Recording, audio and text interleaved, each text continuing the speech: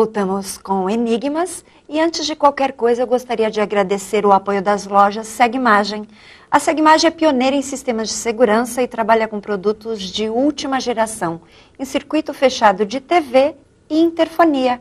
Acesse o site da Segmagem para que você conheça toda a linha de produtos, que é o www.segmagem.com.br. Bem, e voltamos aqui com meu mestre, né? Tenho a grande honra de apresentá-los a você aqui nessa entrevista gostosa. Rubens, prazer imenso, né? E saibam que eu estou muito emocionada e peço desculpas, porque com certeza hoje é meu presente e estou muito feliz. Eu precisava dar esse depoimento, né? Porque dificilmente eu falo alguma coisa. Rubens, eu quero te falar uma coisa. Quando nós lemos esses livros, nós temos uma percepção dos nossos lados, né?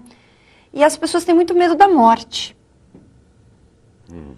Quando ele se depara diante da putrefação, que é aquele estado que nós passamos no cemitério e tal, como que você sentiu ao escrever sobre isto? Bom, para mim, que estava psicografando, e devo ressaltar isso, quando a gente psicografa, não sei explicar direito como acontece isso, mas dá a impressão que a gente está no meio da cena, tá? Tá. Não está visualizando, não está vendo, mas está sentindo. Então, foi algo assim que quando eu estava psicografando, mexeu com o meu íntimo, devido à descrição nua e crua do sofrimento do espírito, devido a toda a sua queda, sua regressão consciencial, e ele já não está mais encarnado, e sentir-se no corpo, e sentir o corpo sendo carcomido ali por larvas astrais, no espírito, e por vermes mesmo no plano material. Certo. E eu já tive relatos de vários espíritos que o sofrimento é terrível, mas é em função dos erros cometidos aqui no plano material. Sim. Então, escrever sobre isso aí foi um pouco chocante. E, geralmente, os espíritos, eles passam por esse estágio, só alguns se recordam? O que a maioria dos guardiões informam? Veja, eu tenho vários títulos de guardiões, sim, cada um com uma história muito forte, muito esclarecedora, todas elas envolvendo um pouco os mistérios divinos, dos quais eles são manifestadores. E, nesse caso do Guardião da Meia-Noite, após ele não sabia, que ele não tinha consciência de que já tinha desencarnado e achava que estava enterrando ele vivo, né, querendo matar ele. E ele já estava morto. E ele não percebeu que ele já estava morto, estava a falta de consciência sobre si, né? E tem outros que têm também as suas passagens que os levam a lugares no plano astral terríveis. O Guardião das Sete Portas, eu lembro parte do personagem, que ele foi parar em um lugar que ele estava em cima de uma pedra e em volta daquela pedra enorme, fechado de serpentes, querendo picá-lo. E ele ali não podia sair. Depois ele começou a reconhecer em cada uma daquelas serpentes espírito de pessoas que conviveram com ele em vida e que ele tinha levado àquele estado, né? É verdade. E por que 7 portais? Nós ouvimos falar muito nas 7 portas do céu, do paraíso, 7 portas do inferno, das trevas. Esses são os portais de entrada para... Do paraíso a gente vai colocar assim, são as entradas, as passagens para os planos positivos da criação. Certo. E os portais negativos, portais das trevas, porque ele é o guardião dos 7 portais das trevas. Sim. As 7 passagens para 7 faixas vibratórias negativas, ou seja, os 7 infernos.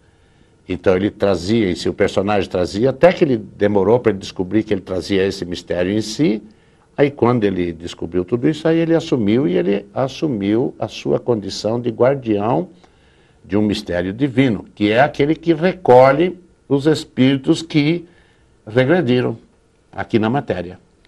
A maioria dos seus livros conta o mistério de que cada um carrega. Aqui por ser meia-noite, aqui o portal, aqui a encruzilhada e muitos outros. Sim, eu tenho das 7 cruzes, tem uma série aí. Então vamos falar. O Guardião da Meia-Noite, ele traz em si o mistério da passagem de um dia para o outro. O dos 7 portais é a passagem de uma faixa vibratória ou de um plano para o outro. Certo. O das 7 encruzilhadas é a passagem de nível. Então, Sim. cada encruzilhada é o cruzamento de uma irradiação divina com uma faixa vibratória, é o nível. Enquanto esse abre as portas para recolher os que têm que ser recolhido ou liberar os que têm que ser liberado, a encruzilhada é quando o ser eleva-se de nível ou regride para um nível inferior. Aí ele sai de uma realidade e vai para outra.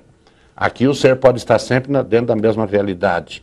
Aqui não, na encruzilhada já é diferente. Cada encruzilhada é um nível diferente. Certo. E o Guardião da Meia-Noite, ele é justamente a passagem de um dia para o outro, de uma noite para outra, ou de um estado para outro estado. Ele sustenta, no caso, na esquerda, um orixá? Não, ele é sustentado por um orixá. Ele é sustentado. Primeiro, ele é manifestador de algum mistério não revelado do orixá maior Exu. Certo. O mistério universal, né? Por isso ele leva o nome de Exu da meia-noite. Certo. E agora, o mistério da meia-noite, que é a passagem de um dia para o outro, é uma regência. Essa regência é do orixá Omulu. Perfeito. Ele rege a passagem de um dia para o outro, na meia-noite. Então, ele é um Exu que atua na irradiação de Omulu. Então, dizer, ele serve enquanto um espírito que teve uma regressão, precisou retomar pela esquerda, através do orixá Exu, voltar à realidade espiritual humana, foi acolhido pelo orixá Omulu, ao qual ele serve. Perfeito.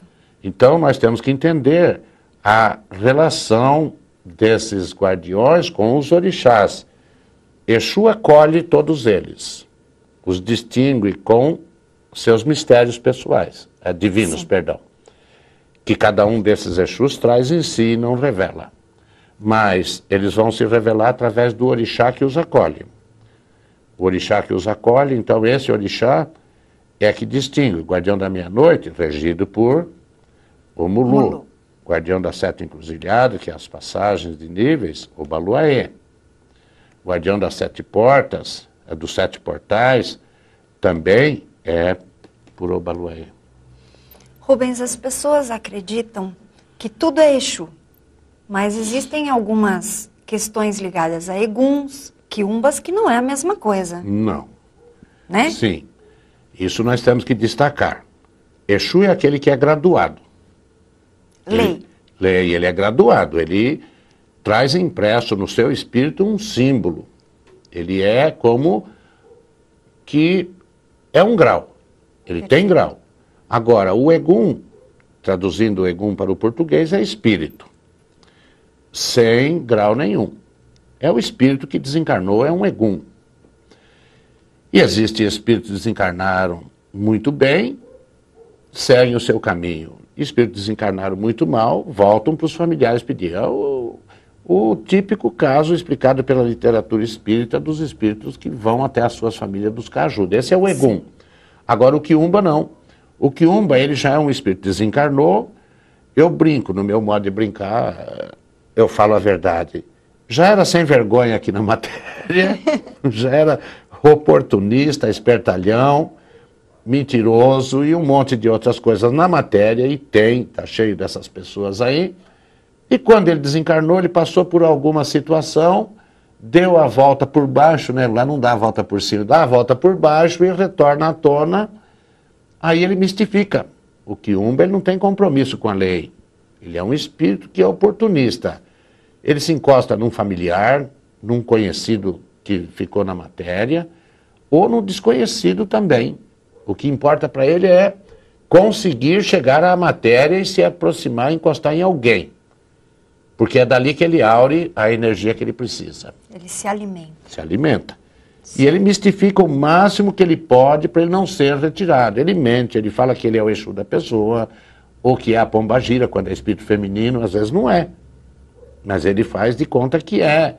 Até o dono verdadeiro aparecer, ou ser descoberto, aquela mistificação, leva tempo e tem que ser, o médium tem que ser paciente para lidar com essas coisas. Acredito. Bem, Rubens, só para a gente finalizar uma pergunta assim muito direta. Quantas obras? Olha, publicados, porque está condensado, o Cavaleiro da Estrela Guia 3 em 1, o Cavaleiro do Arco-Íris, que tem 800 páginas, é 4 em 1, o Guardião das Sete Portais aqui, ele era 2 em 1, era o Hashimeid, depois o Guardião das Sete Portas, ele juntou tudo. No total dá 59, condensado em 54.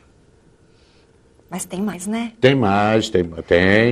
Tem muitos livros ainda para serem publicados, é que eu diminuí um pouquinho, teve ano de eu publicar 6 livros. Então agora eu diminuí um pouco, por uma orientação do próprio Pai Benedito, isso agora vai devagar, porque a base já está semeada. Perfeito. Essa base já está servindo para muita gente se esclarecer, ou esclarecer muitas situações que antes não tinha explicação. Agora os outros que vierem vão ser só complementares, mas já estão escritos já. Muito bom. Para as pessoas que querem conhecer o seu trabalho, por favor, o contato lá do colégio. Nós temos uma página, né? www.colégio-de-umbanda.com.br, que é o site que nós colocamos as nossas coisas lá. Para contato é o e-mail, contato@colégio-de-umbanda.com.br. Perfeito. Bem, nós vamos para o rápido intervalo e já voltamos.